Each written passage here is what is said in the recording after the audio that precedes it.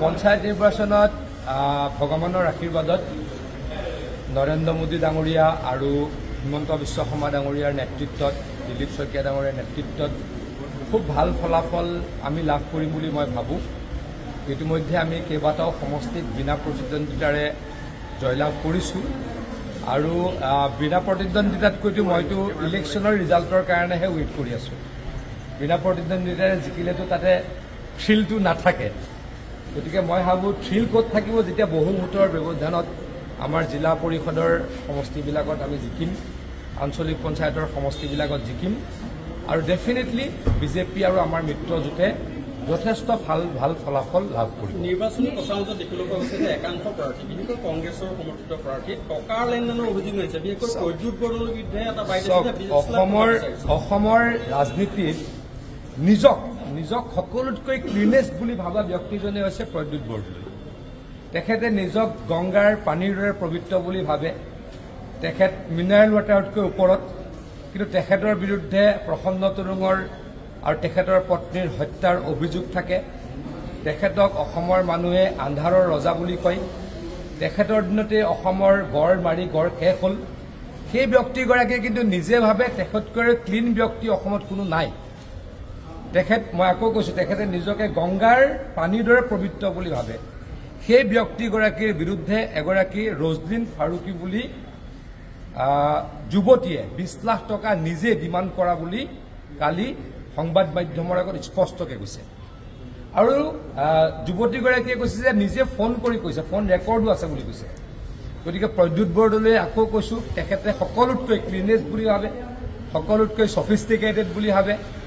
English speaking Pradyut Bordoloi ডাঙৰীয়াই এনেকুৱা কাম কৰিব বুলি মানুহে হয়তো অলপ নাভাবিও, কিন্তু কংগ্ৰেছ দলৰ এইটো হৈছে চৰিত্ৰ। টিকট দি কংগ্ৰেছ দলে পইচা গোটোৱাটো কংগ্ৰেছ দলৰ আগৰ পৰা চৰিত্ৰ। অকল লাহৰীঘাটৰ পৰাই খবৰ অহা নাই, ধুবুৰীৰ পৰা আহিছে, গোৱালপাৰাৰ পৰা আহিছে, প্ৰত্যেকখন জিলাৰ পৰাই, বিশেষকৈ য'ত সংখ্যালঘু বসতিপ্ৰধান অঞ্চলত ইলেকশ্যন হৈছে তাৰ পৰাই এই অভিযোগটো দিনে ৰাতিয়ে আমি পৰহিৰ পৰা টিভিত দেখি আছোঁ। সংখ্যালঘু ৰাইজক তেওঁলোকে এইদৰে প্ৰতাৰণাও কৰে। এটা কথা চাওক, 20 লাখ টকা খৰচ কৰি যদি কোনোবাই টিকট লয়, 30 লাখ টকা খৰচ কৰি যদি কোনোবাই টিকট লয়, মানুহজনে সেই 30 লাখ টকা উলিয়াব লাগিব। কেনেকৈ উলিয়াব? অন্যায় কৰি উলিয়াব, দুৰ্নীতি কৰি উলিয়াব।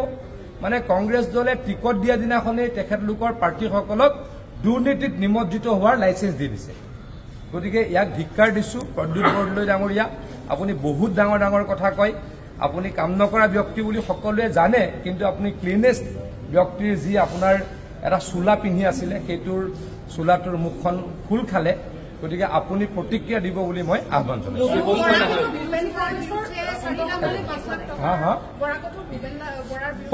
সকলোতে আহিছে, ধুবুৰীত, গোৱালপাৰাত, বৰাকত, মুঠৰ ওপৰত হ'ব লাগিব যে সেইটো মুছলিম ডমিনেটেড চিট হ'ব লাগিব। পইচা খোৱাৰ ক্ৰাইটেৰিয়াটো হ'ব লাগিব মুছলিম ডমিনেটেড চিট। কাৰণ তাতে তেওঁলোকে ভাবে যে টিকটটো দিলেই জিকিব। টিকট কিয় দিব? পইচা দিলেহে টিকট দিব, টকা দিলেহে টিকট দিব। কংগ্ৰেছৰ এইটো সদায় অভিযোগ হৈ আছে। আপোনালোকে কেইদিনমানৰ আগত দেখিছে ডিষ্ট্ৰিক্ট সভাপতি দিয়াৰ কাৰণে টকা লৈছে, ব্লক সভাপতি দিয়াৰ কাৰণে টকা লৈছে।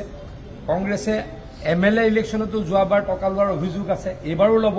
মানে মই আকৌ কৈছোঁ, তেওঁলোকে টিকট দিয়াৰ দিনাখনে যে তই MLA হবি, তুমি MLA হবা, আপুনি MLA হ'ব, আপুনি জিলা পৰিষদ মেম্বাৰ হ'ব আৰু দুৰ্নীতি কৰিব, লাইচেঞ্চখন দি দিব। কংগ্ৰেছে কোনে কাৰ বিৰুদ্ধে ব্যৱস্থা ল'ব? কাৰণ কংগ্ৰেছৰ পৰা ব্যৱস্থা লোৱাৰ আশা কৰাও ভুল। কিন্তু এইখিনি কথা অসমৰ ৰাইজৰ কাৰণে কৈছোঁ যে অসমৰ ৰাইজে বুজি পাব লাগিব যে যিটো দলে টিকটতে টকা লয় তাৰমানে দুৰ্নীতি কৰিবলৈ লাইচেঞ্চ দিয়ে। আজি আপোনালোকে অসমত ক'ৰবাত শুনিছে নেকি যে বিজেপি দলৰ কোনোবা এটা সমষ্টিত ক'ৰবাত 1 টকাৰ লেনদেনৰ অভিযোগ আছে বুলি? এতিয়ালৈকে ক'ৰবাত বাতৰি এটা পঢ়িছোঁ নেকি? হ'বই নোৱাৰে। বিজেপি দলৰ আদৰ্শত, বিজেপি দলৰ মতাদৰ্শত এইবিলাক কথা নাই। বিজেপি দলৰ শাসনত কি হয়, ৰাইজৰ কাৰণে কাম কৰাৰ কথা হয়। নৰেন্দ্ৰ মোদী ডাঙৰীয়াই দেশক আগুৱাই লৈ যাবলৈ কাম কৰে, সেই কথা বতৰাবিলাক হয়। দেশক ভাল পাবলৈ শিকায়, সেই কথা বতৰাবিলাক হয়। হিমন্ত বিশ্ব শৰ্মা ডাঙৰীয়াই দিনে ৰাতিয়ে ৰাজ্যখনৰ উন্নয়নৰ কথা কয়, সেইবিলাক কথা আমাক শিকায়। গতিকে আমাৰ দলত টকা লৈ টিকট দিয়াৰ কথা নাই। কংগ্ৰেছক সকলোৱে লয়, যেতিয়া কংগ্ৰেছৰ কোনোবাই কাৰোবাৰ বিৰুদ্ধে কিবা প্ৰমাণ কৰিবলৈ যাব, কিবা এনকুৱাৰী দিব, এইবিলাক ভাবাটো ভুল। বিৰোধী কংগ্ৰেছৰ অন্তকণ্ডলে শেষ হোৱা নাই গতিকে এইটো আৰু